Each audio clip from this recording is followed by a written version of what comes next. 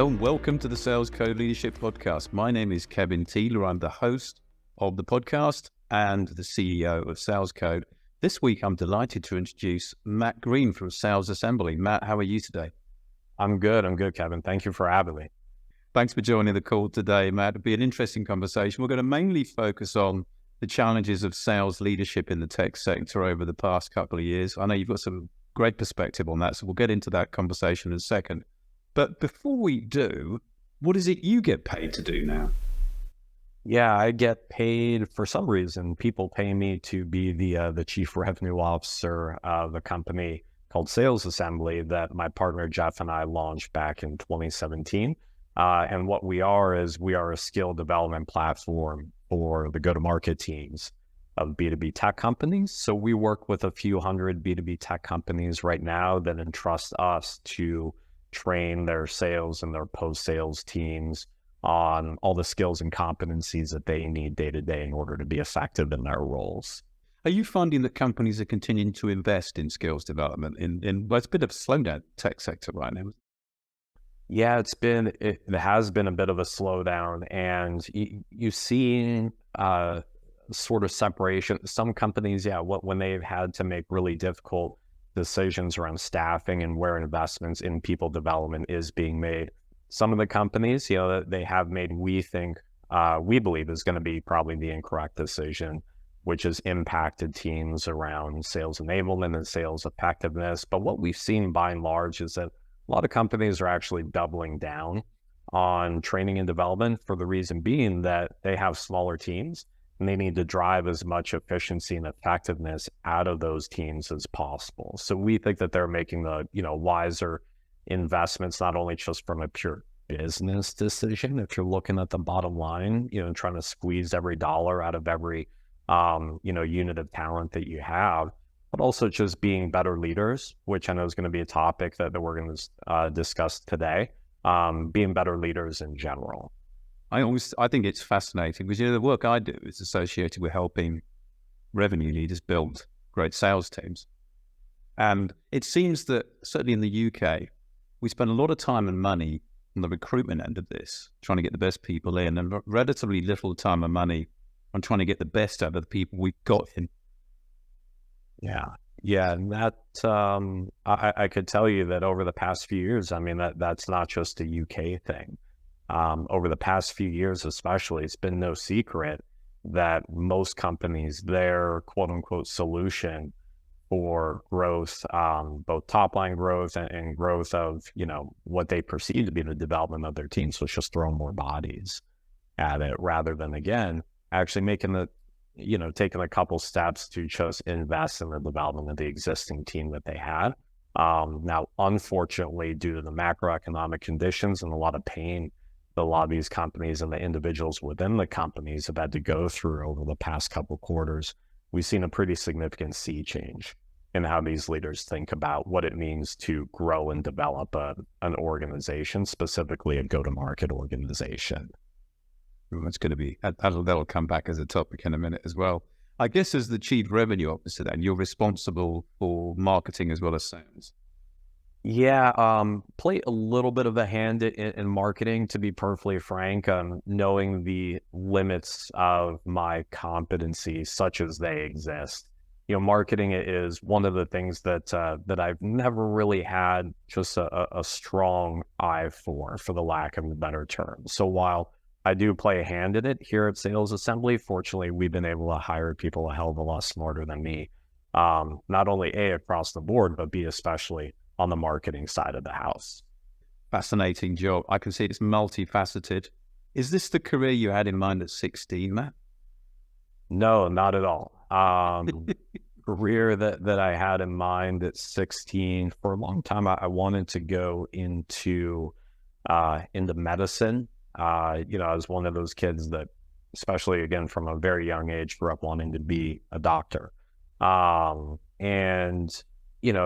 Ironic because I hated math, I hated science. I don't really have a good aptitude for math or science. So when I got into my late teenage years, the plans sort of shifted 180 degrees to go into the FBI. I actually ended up studying criminal justice in school. with the goal of doing that as a career path. But then I presume, like a lot of other people, I woke up the day I graduated college and said, like, hey, I actually don't want to do this anymore. And like a lot of other salespeople, just happen to fall into sales accidentally, for the lack of a better term, and have been doing it for better or for worse for the past 2 decades or so.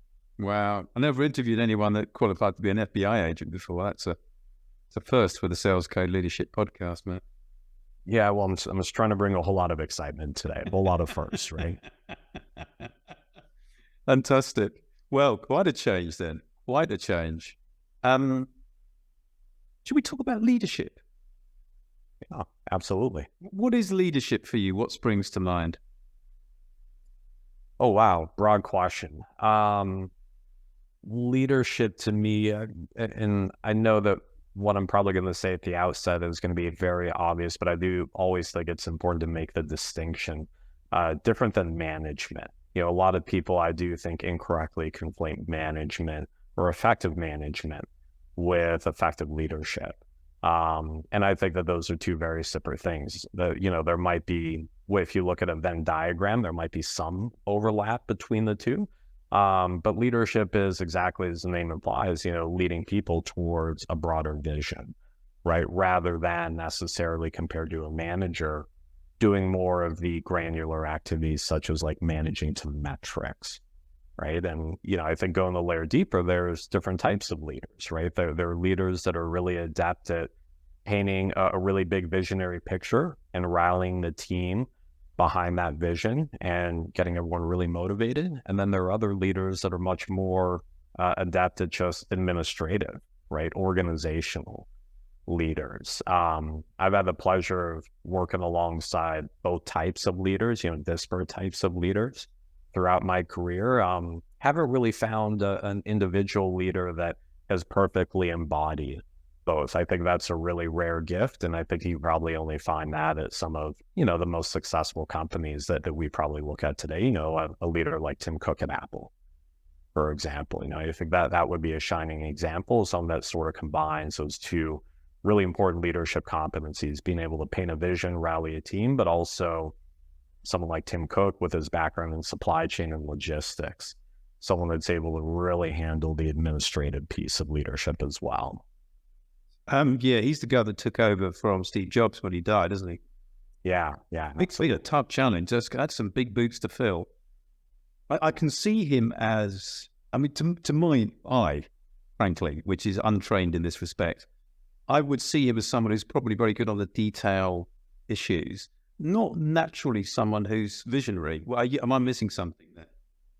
Yeah, I have just as an untrained eye, if not more untrained, or I should say less trained than you. So I'm, obviously to a significant extent only speculating, but I do know that I just remember reading when he was first selected to be, the new CEO. I read a lot about his background, and, to your point, it did seem very much like a departure from Steve Jobs, who was more of that, like, hey, when you think of visionary, right, you think of someone like Steve Jobs. And Tim Cook, again, very strong background in supply chain and logistics. Like, how do we get, something from point A to point B in the most simplistic fashion?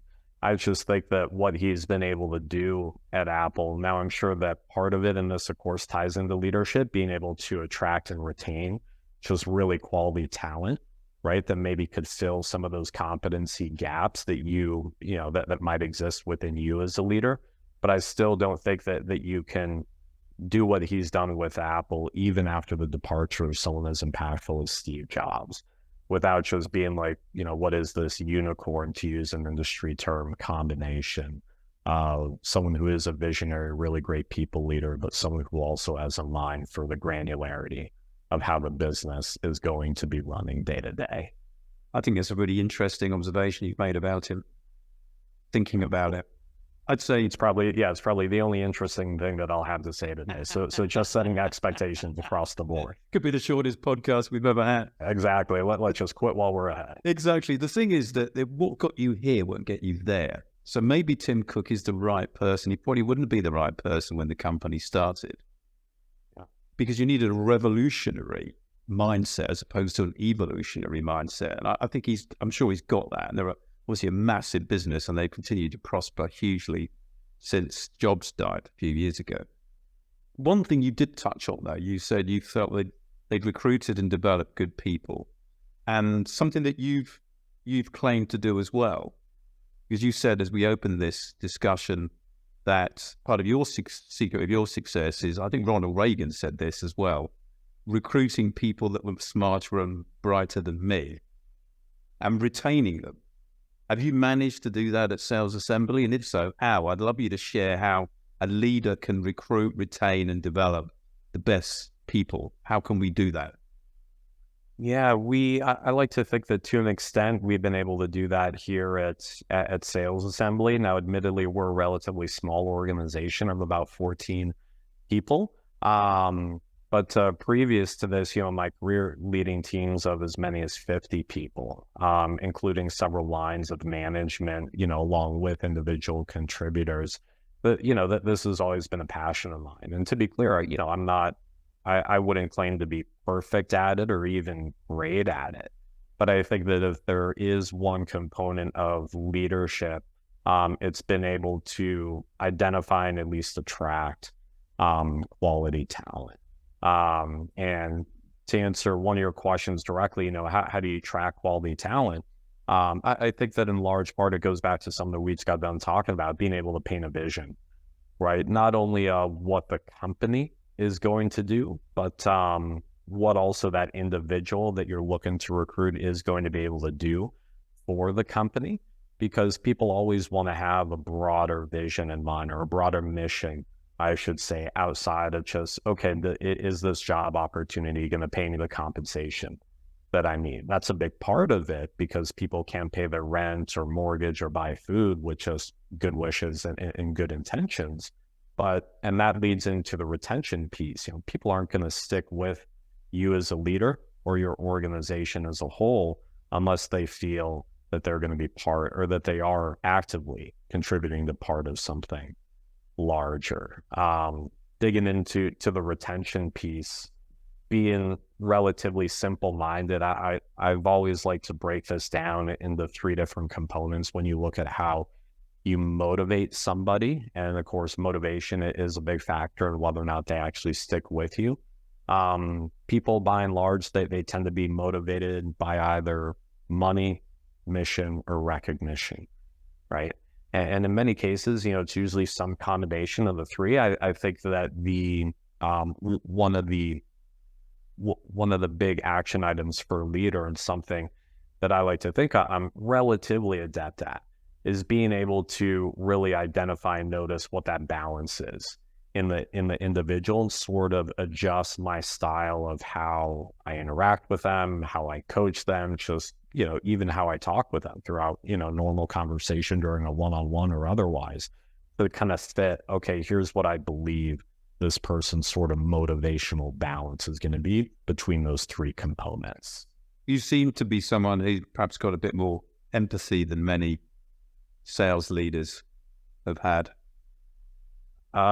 For better, for worse, I like to think so. Yes. And there are drawbacks to being too empathetic, of course, just like there are drawbacks to being or having too much of anything as part of you as a personality, or in life in general. But yes, I would admittedly consider myself, an empath, if that's the term, someone who might be overly empathetic as opposed to the alternative.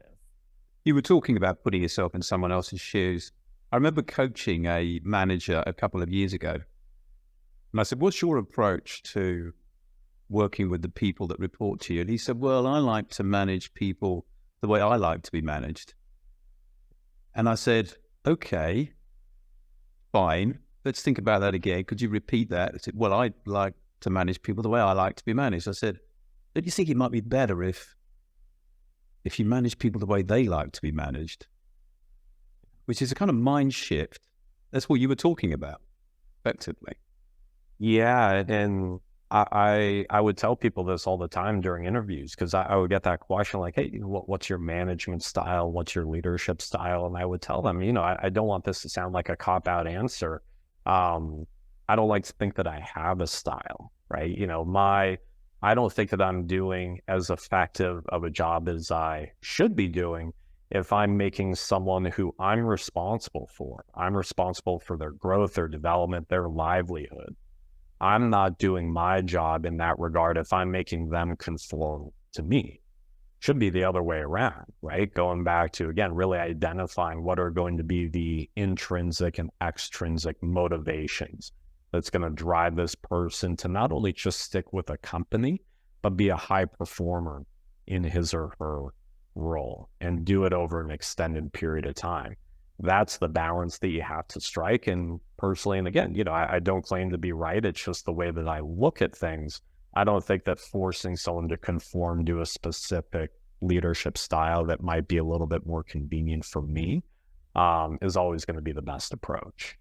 You talked about extrinsic and intrinsic motivation. Traditionally, we focus very much on extrinsic, on revenue, commission paid against sales, on bonuses.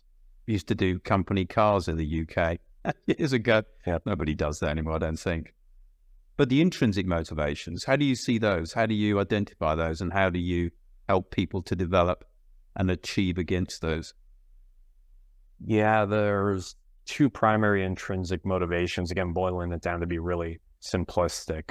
Number one is just overall mission of the company, right? And that is something that we're fortunate enough to have here at Sales Assembly, is that from a leadership perspective, speaking for myself, again, I'm not perfect. I make mistakes, but what I can count on at the end of the day is I know that everyone that works for the company right now is just extremely motivated by what we do day to day. They see the impact that we're having on the clients that they work with day to day. And that, in a large part, is extremely motivating to them. But then also in this, I was going to preface this by saying that, it might sound a little bit egotistical when you talk about this other type of external motivational factor or internal motivational factor. But this is something that applies to me. Going back to what I mentioned before, money, mission, or recognition. I've always been much more motivated by recognition than I have versus financial rewards or mission for the company. My previous roles, I tell leaders, like, look, if it's a question between, X dollar amount of bonus or just me visibly being top of the leaderboard, or me visibly being called out in front of a team meeting as someone that accomplished X, Y, Z and went above and beyond and did a stellar job, that to me, right? And again, understanding that, perhaps I'm in slightly different situation because I don't want to discount the value of money in general. But, if I had to choose between the two, all things being equal, just being recognized, right, has always been, and I would bet will always continue to be, a much more motivating factor for someone like myself personally. And I know from experience that I'm not alone in that. So now you as a company work with quite a lot of sales leaders in the space that I work in effectively. The sort of person that listens to this podcast, typically chief revenue officer of a growing B2B SaaS company. You work with those people, don't you? Yeah. We work with just over 200 of them right now. And what are you finding are their main challenges from a leadership, team building, recruitment, development point of view? What are you hearing from the trenches? Yeah, so we're in a fortunate position where we hear a lot. One of the things that we do here at Sales Assembly is every month we have a standing Zoom call where we bring together all the VPs of sales and chief revenue officers of the companies that we work with, just to chat with each other, about exactly that. What are we working on? What are we struggling with? And with the past couple quarters being what they've been, what we're hearing a lot of now outside of, some of the more businessy things around like annual planning and forecasting and like, okay, top of funnel isn't really, working that well, all that usual stuff.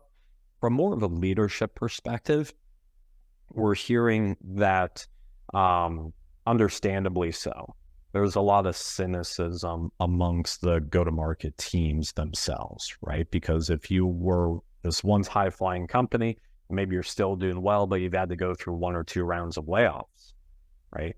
And people's friends, people's coworkers have been impacted. The staff that remains, understandably, is going to be a little bit demotivated, deflated, and maybe a little bit cynical as far as like, okay, well, was this really all it was cracked up to be, right? When I joined, we talked about like, hey, I'm going to be part of this family. This is how you treat your family, right? Now, again, understanding that the tough decisions have had to be made over the past couple quarters. What we see a lot of leaders dealing with right now is that there's this genuine sense of, hey, this team that we have left, this is it, right? This is the A team. And we're trying to get them to believe that, but we get the sense that they don't believe it. And that there's really no way that you could sort of overcome that obstacle, because you can't just tell them more and more like, oh, hey, by the way, you're awesome and we love you. And, we want to keep working with you for the next 3, 5, 10 years, whatever the case may be, because their response, again, understandably so, is going to be, well, that's what you told, my teammate 6 months ago before the second round of layoffs. So it's this really, and unfortunately, we haven't really been able to develop, any silver bullet types of solutions, because it's a tough situation to be in. But it is really about kind of walking that fine line between like, okay, well, how can we actually prove to these teams that, the value that we place in them, because words just ain't cutting it, right? I think in investing in their development is a great answer to that, which is what you do and what I do to quite a large degree. Because if you'll continue to improve at your performance as a salesperson, learn new skills, if you'll continue your journey as a leader or a manager, pick up new knowledge and you'll improve your employability beyond even staying with the company you're with, right? Is that a good answer? Yeah, that I think of all the answers, that's probably the best answer. And that is one of the steps that these leaders are taking, that is they are continuing to try to make additional investments, and not the investments of 2021 and 2022, where it's like, great, catering and free Pelotons and all that good stuff. But no, more about like, okay, well, let us focus on investing in your career, even if your future career does not necessarily involve working at this company. That they're taking an attitude that an organization like LinkedIn, right, was always, from our perspective, always a trailblazer at. I know that years and years ago, when new employees would start at LinkedIn on basically their first day or their first week, whatever it was, their leadership would tell them as part of their onboard, like, hey, you're not going to be here forever.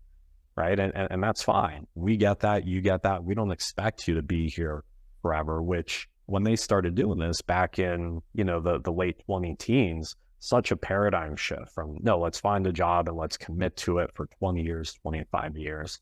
So LinkedIn's commitment to their employees was saying like, hey, we want to make sure that whether it's 3 years, 5 years, however many years it is, you get as much out of us, right, as you need to prepare you for whatever you're going to go do next. All that we ask in exchange is that, we're going to have, these metrics laid out that sort of define your success. I want you to hit those, right? And, we're going to have this really great mutually beneficial relationship until you decide like, hey, I've learned as much as I possibly can from being within this organization. I'm going to go do something else that I think is more exciting and fulfilling. So we're seeing many more leaders kind of take that approach, whereas, again, compared to 12, 18 months ago, it's just about like, oh my God, no, we got to attract talent. We got to make sure that our competitors don't poach them. And, no, just everyone come here and let's badmouth our competitors. Completely different environment right now. Nothing is forever.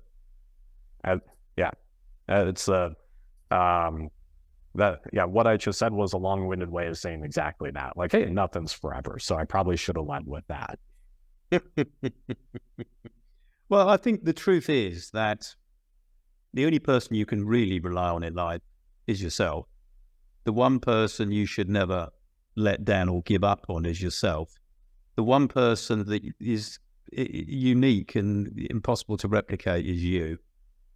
And so make sure you invest. I struggle sometimes with salespeople who don't seem to do that.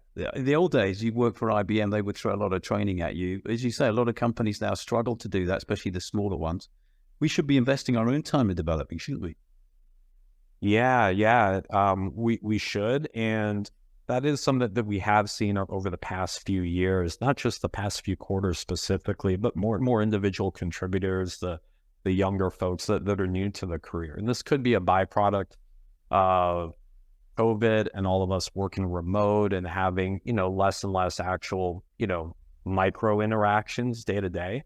It's created just much more time and bandwidth for people to sit around and think about like, okay, well, what should I be doing with this time? And, it's been great to see that the byproduct of that has been people starting to invest in their own professional development. They take Udemy courses, they enroll in, they follow LinkedIn Live courses, that they just find other avenues that they know. It's like, hey, even if this isn't going to necessarily benefit my job right now. If I'm a BDR, it's not going to necessarily help me overcome the next objection, but it is going to help me in my longer career path, right? So we have seen more and more younger folks that are joining these companies take much more ownership in their own personal and professional development.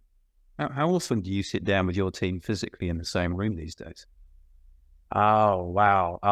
All of us physically, I'd say maybe once every 8 weeks or so. That's more than I expected. Are you roughly in the same territory, or are you all over the US?